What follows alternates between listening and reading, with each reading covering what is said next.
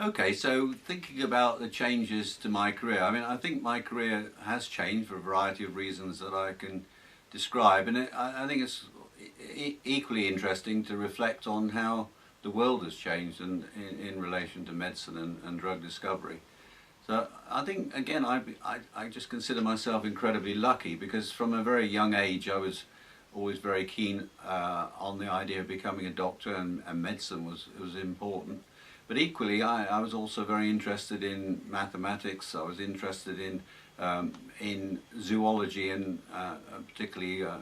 keen bird watcher from about the age of 5. But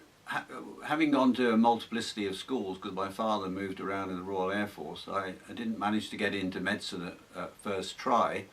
And so I ended up doing an apprenticeship in pharmacy, and I think I was incredibly lucky. The apprenticeship at Boots allowed me to get a place at the Square in London, which was an incredible opportunity, and there I was able to learn not just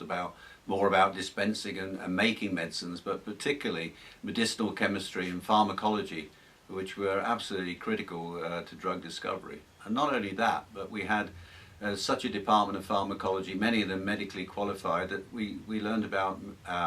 the physiology, medical physiology, and all these things were absolutely critical to understanding how one might go about making a drug. But then to have the opportunity to do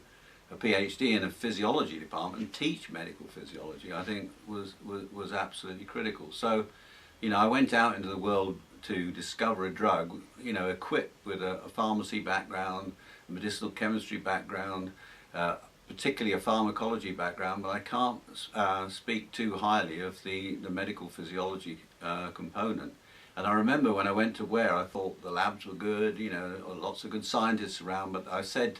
to the head of department, Roy Britton at the time, I said, "This is a great place, but the only thing that's missing is a hospital."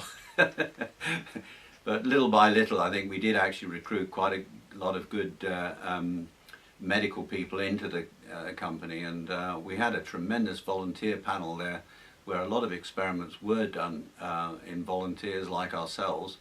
and that sort of was linked in very much with when I was teaching myself medical physiology to medical students, where again we actually did studies in human beings, and that's very illuminating in terms of trying to understand how drugs work. So I think that was the starting point for me. But then, having discovered the drug sumatriptan with a fantastic team at Ware, in parallel there were many other projects going on that I was either involved in or understood or was heading up in terms of development committees, and the ability to learn about how to make drugs was inculcated into me. I mean, I could go on forever now thinking about how one designs drugs, and